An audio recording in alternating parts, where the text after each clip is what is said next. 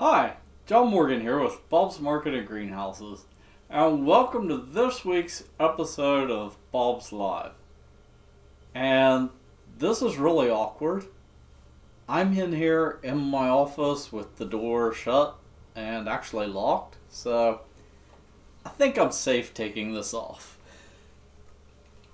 Anyhow, welcome to this week's episode of Bob's Live. I've got quite a show for you this week because it's been a while since we've been out to the greenhouse.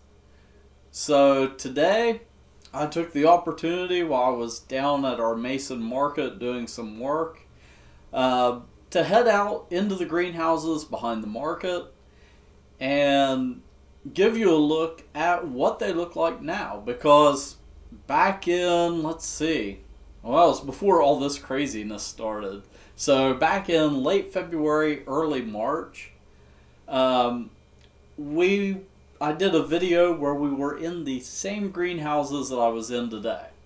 So it looks completely different now, and let's check that out. So June Apple said she wanted to see some beautiful blooms. I've got some beautiful blooms today. And the great thing is, they're going to be headed to our store. So I'm going to get to that a little bit later. And some exciting changes that we're making at our store locations as, things start to kind of open up and West Virginia and Ohio starts to get back to business as somewhat normal. So we'll get into that a little bit later in the episode. So let's start off by taking a look at what's happening right now in the greenhouse.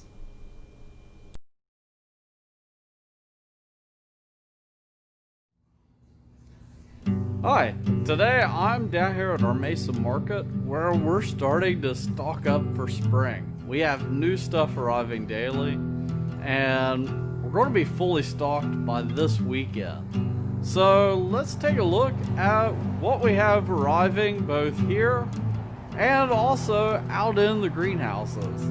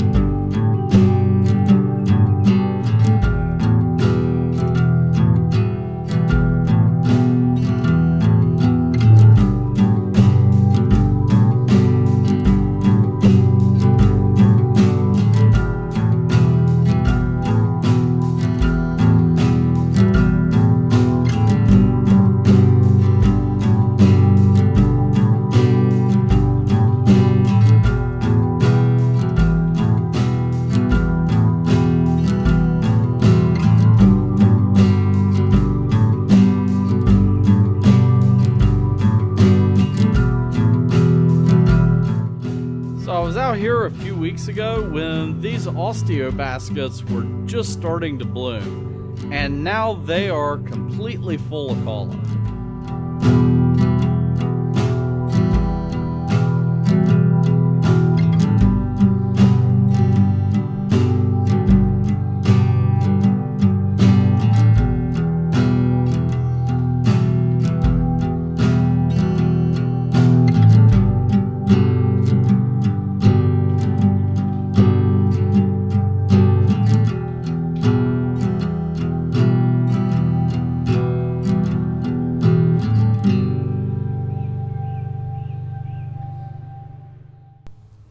So that's what's happening in the greenhouse right now, and a lot of that is headed to our store locations.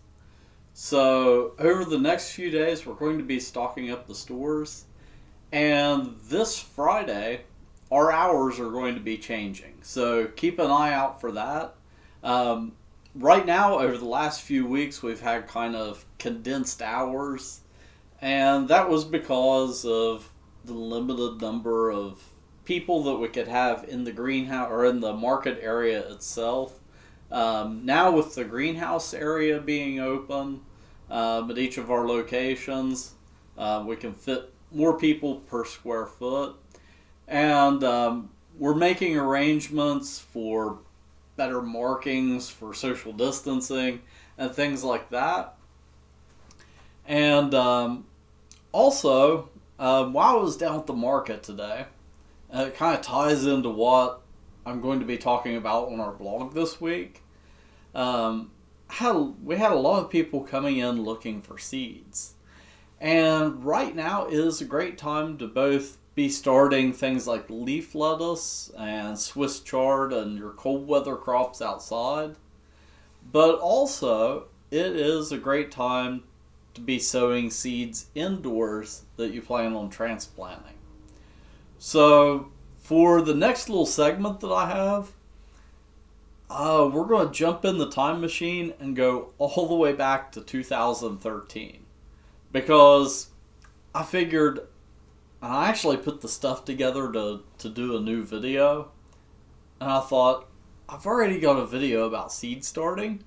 Why don't we just dig into the archives and take a look at that? So, get ready to take a look at a younger and somewhat skinnier me. So, let's take a look at how to start seeds.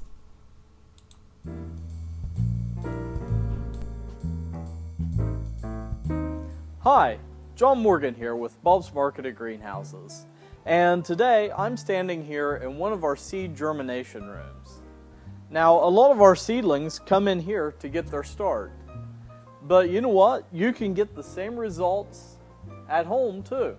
So we're going to show you how you can do that. When it comes to starting your own seeds at home, there's plenty of varieties to choose from. And there's also plenty of different ways to plant them. You can use your own containers, or you can buy things like these compressed peat containers, or peat pellets that expand when you water them.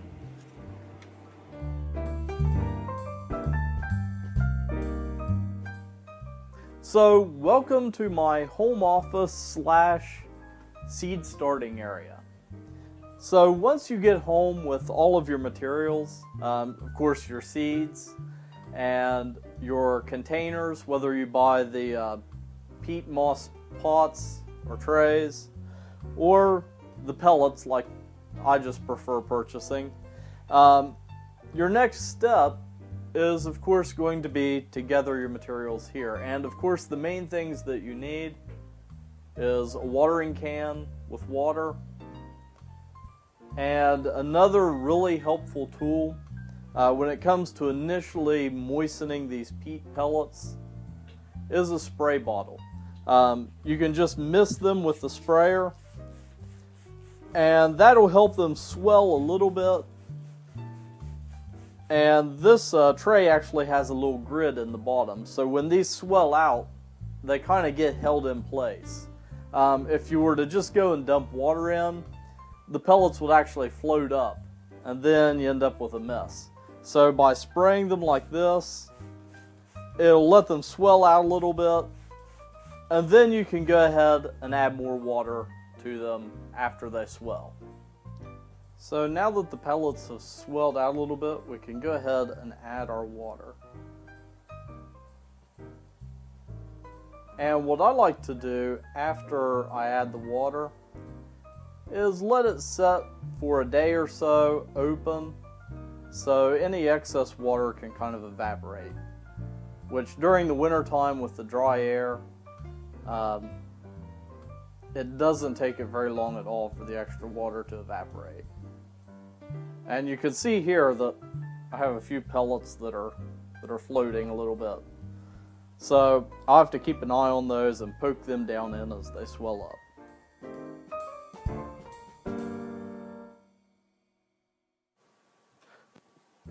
So the next step, now that our peat pellets are filled with water, is actually to sow the seeds.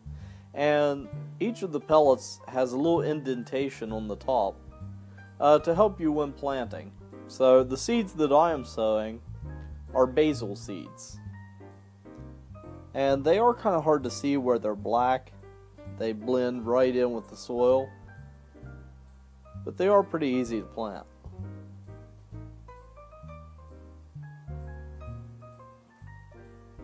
So I'm just adding a few to each hole, and then later on I can go back and thin them out.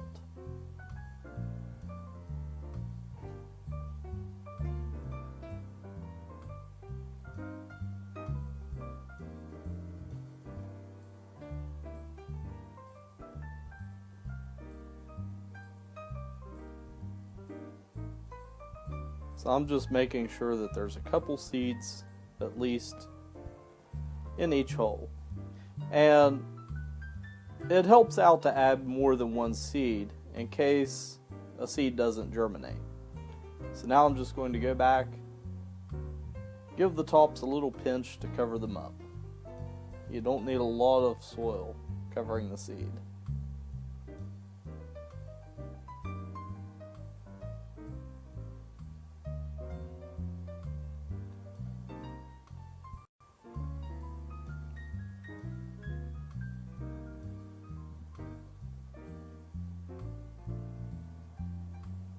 And there you have it.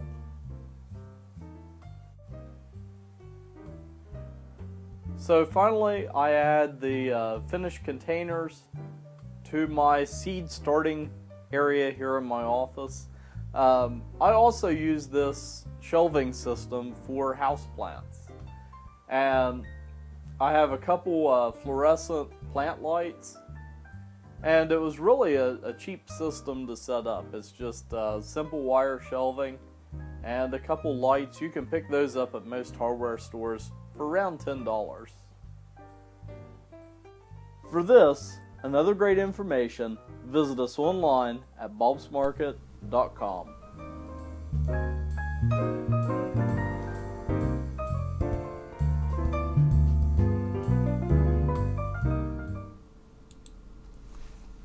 Wow.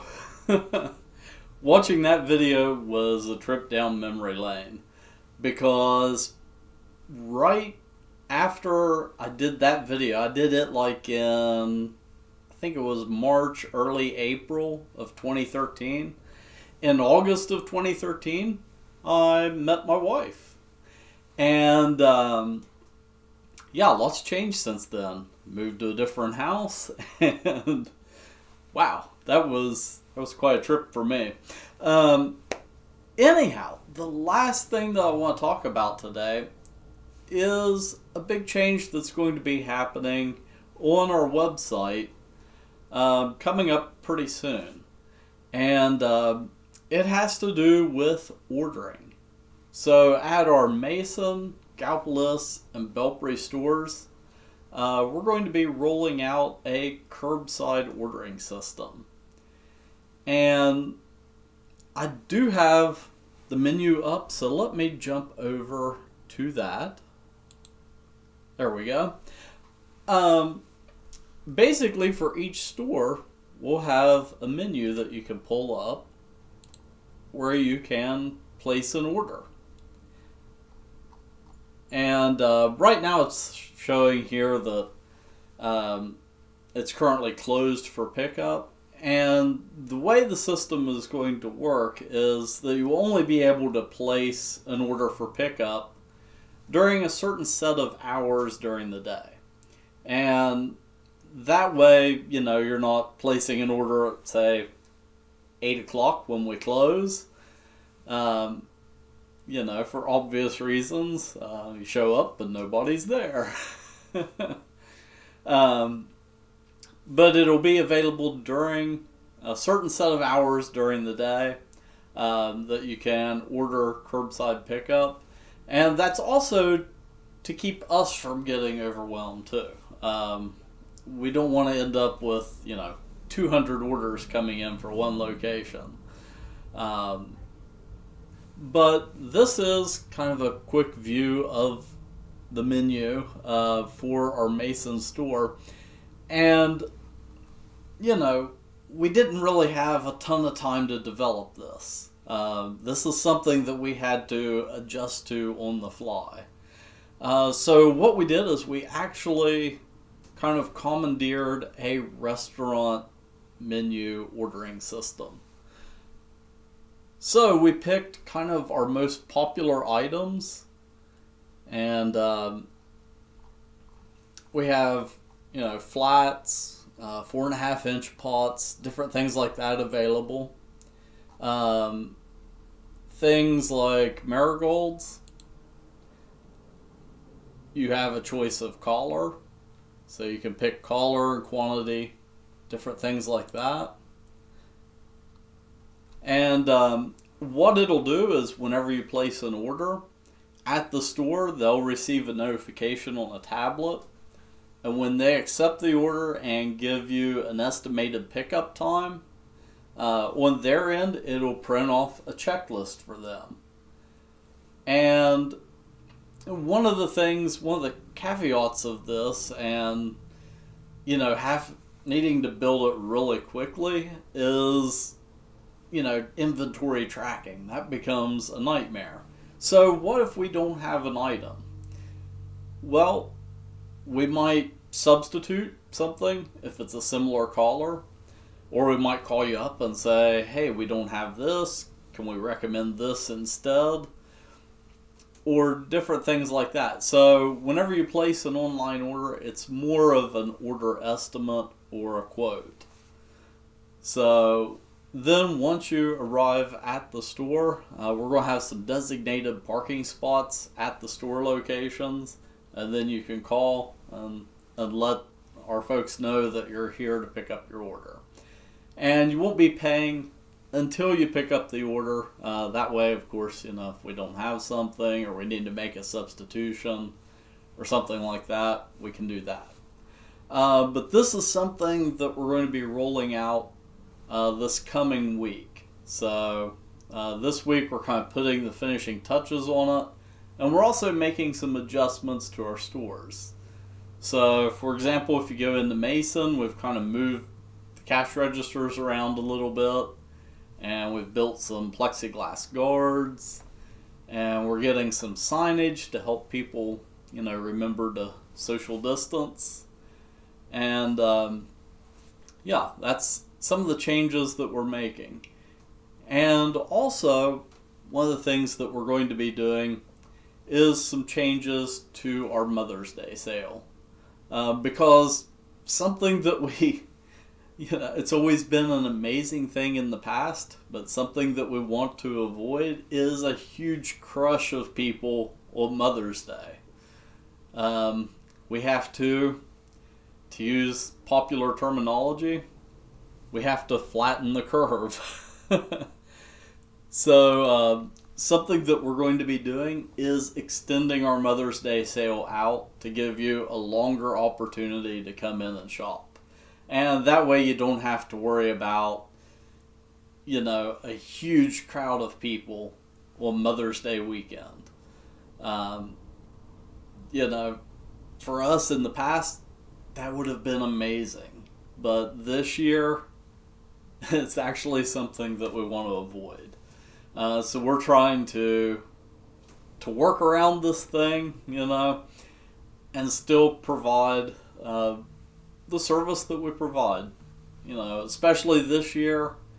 If you look on our website, we're focusing on victory gardening. And I know a lot of folks are itching to get vegetable plants in the ground this year. In fact, during the last video segment, Marie Walker was asking, are you getting tomato plants and garden plants yet?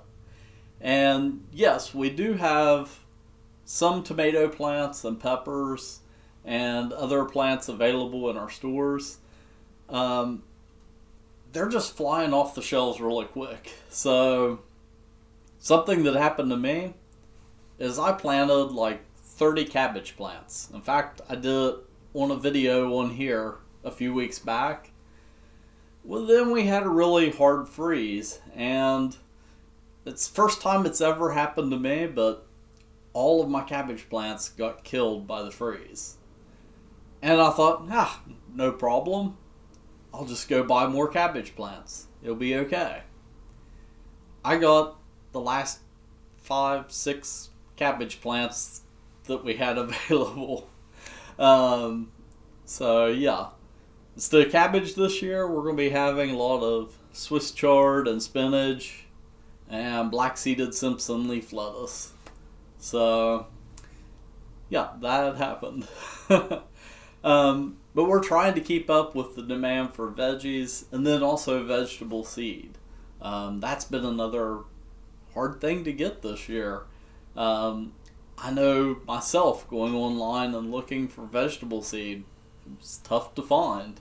A lot of places, I know like my own seed order, it took, it was like 3 or 4 weeks to get them in. So, yeah. But, you know, those issues aside, we're here to help you garden, and we're hoping for a beautiful, colorful, healthy summer. And, well, until next time, keep growing.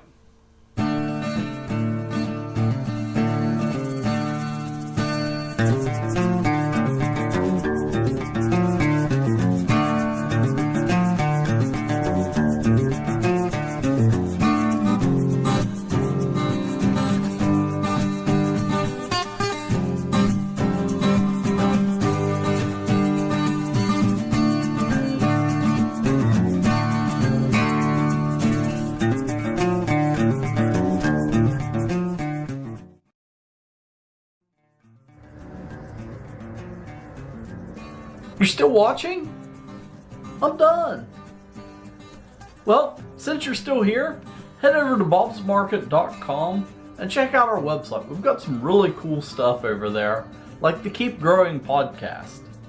And if you're watching this on YouTube, go ahead and subscribe, smash that notification bell, and all that stuff. And yeah, I'll see you next time. Bye.